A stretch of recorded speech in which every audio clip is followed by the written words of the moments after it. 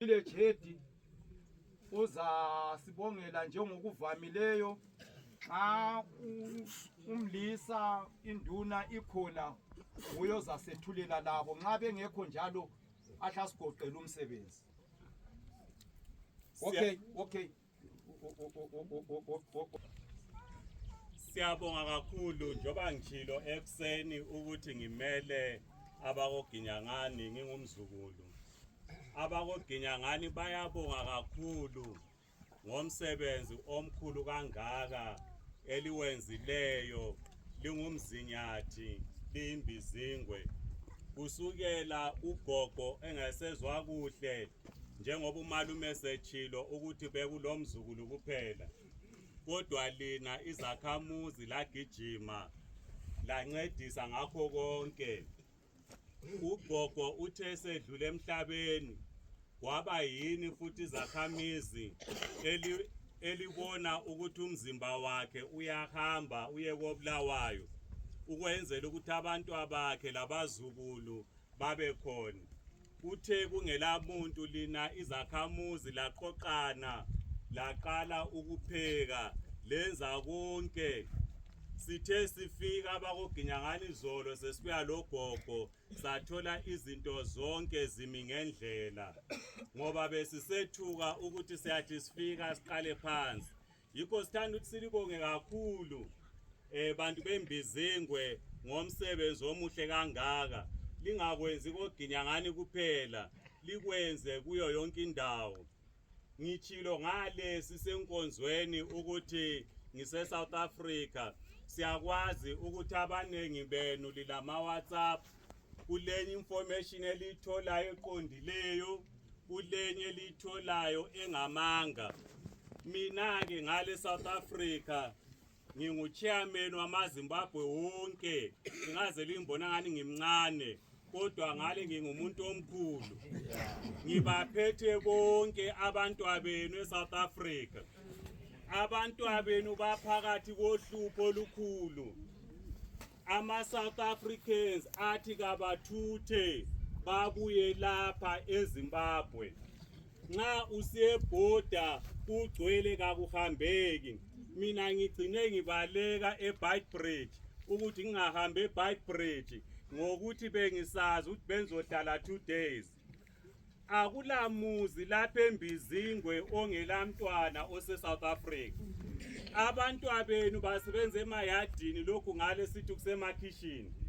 Abantu abenu basebenza emakontrakini. Abantu abenu basebenza emaplazini. Abantu abenu basebenza ema-restaurant. Abantu abenu bangodriver. Abantu abenu bangamatitsha. Bathi loba ungutitsha loba ulencwadi evumayo ukuthi uhlale khona, bathi hayi phuma uze ngapha eZimbabwe besale belungisa okwabo. Bathi bazosibiza bengalungisa. Le yindlela emfitshane ethi yona hamba nini. Bale gama balisebenzayo abathi lona dudula. Kodwa njoba ngitshilo kulamanye amavideo engiwabonayo abantu bechiswa, hayi kakulamuntu ochiswayo. Kodwa bayamacha njalo abe-South Africa bathi abantu bokuza ikakhulu thina abeZimbabwe sibuye ekhaya. Manje sizabuya ngaphi ngoba lisela nkomo inkomo sezifile. Sizafika senzeni ekhaya. Abafundisi bathe bechumayela bathe sonke sizakufa. Lami uNgqabutho Nicholas Mabhena ngizakufa. Kodwa ngingakafi nanti iqiniso omele ngilikhulume. Ngingakafi. Ukwenza ukuthi mhla ngifile lami lingcwaba khonapha njengomzukulu wakoGinyangani ngichiye iqiniso ngilikhulumile. Into esiphoxa kakhulu bantu bakithi yikuthi thina khonapha silidwala lebandla elibusayo. Yinto esihlupha kakhulu. Ibandla elibusayo lehlulekile ukwakha umnotho. Yikho abantu abenu besemazweni bexotshwa. Abazukulu benu kuthiwa bazongenelwa ezikolo baxotshwe baze khonapha. kodwa thina esingapha lisidla igrocery evele eGoli, abanye ligada imchova nsuku zonke ekuseni lisiyathatha imali ebuye eGoli. Uminister wefinance uProfessor Mthuli Ncube uthi ngo-2025 imali eyasuka emazweni isiza lapha elizweni leZimbabwe yi-2.5 billion US dollars. Nxa abantu laba bengasuka babuye lapha bazofika benzeni? Kodwa lina lapha njengoba ngitshilo lilidwala leZANU-PF. Akukuhle bantu abadala, ngiyabona amalungu eZANU-PF khonapha, ngiyalazi. Yikho ngithe mina loba ngingafa kodwa kumele ngikhulume iqiniso.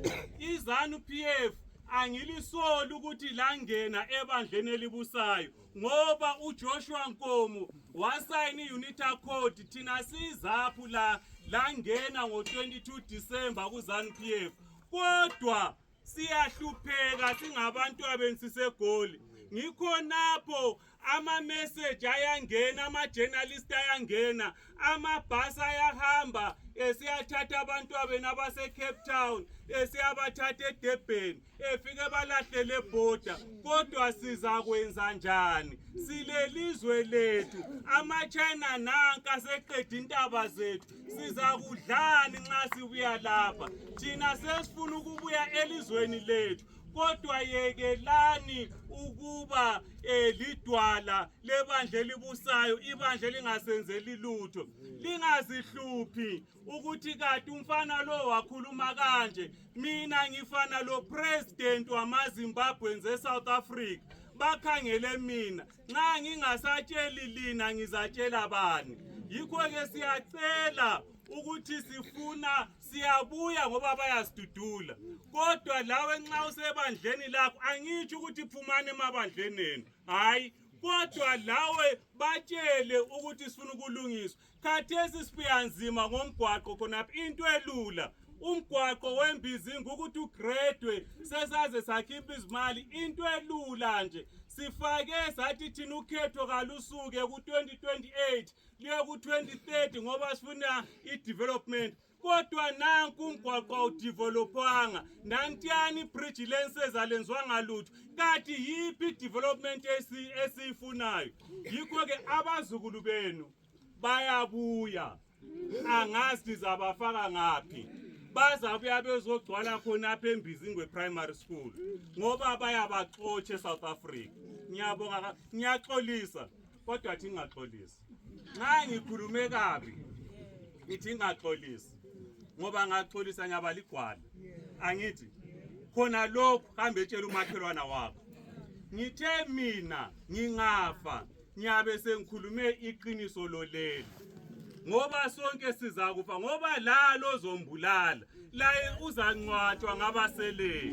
Njoba mina lizangingcwaba ngoba bakhona bazasuka lapha bethi umntaka Macombane uhambe wakhuluma kube emngcwabeni akayebulawa. Kulungile, ngizangcwatshwa khonapha koGinyangani. Lawe wena ozangigongoda bazakungcwaba khonapha. Siyabonga kakhulu mphathi ohlelo. Siyabonga.